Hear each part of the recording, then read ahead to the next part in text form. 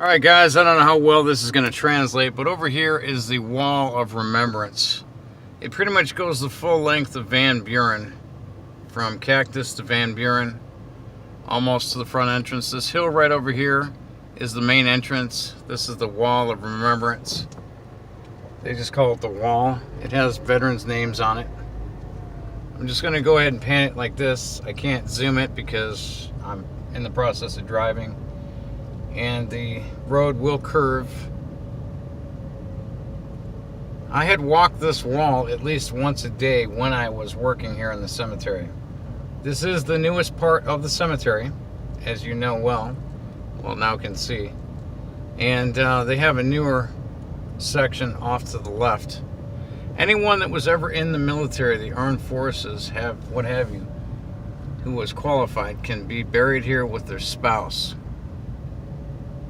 It's not so much about the people that work here, it's about the people that are entombed and remembered and buried here.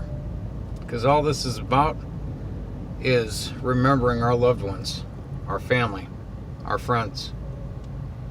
Basically, I would have kept working here had the internal strife and politics of the job eased up.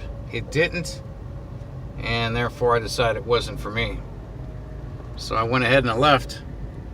Best thing I ever did, because now I don't have any more internal strife and politics with which to deal with.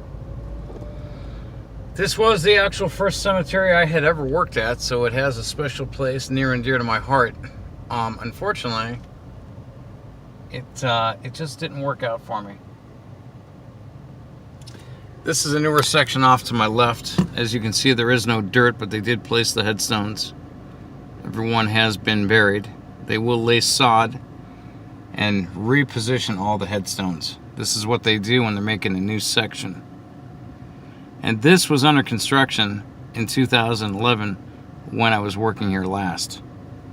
They also have another memorial over here, just as we're getting ready to drive out. And that was also under construction and almost finished just before I quit in 2011. So the cemetery is coming a long way. These are some of the pieces of equipment that they use, so on and so forth. It's pretty crazy looking at some of this stuff, because you would never know exactly what it's supposed to look like. Columbarium C, which is fairly new. It's about 5 to 6 years old now. And they have cameras, which they didn't have before, which I think is pretty cool. So that tells you about government spending at its finest. But we are headed out of here, and I've got another stop to make, and I hope you enjoy it.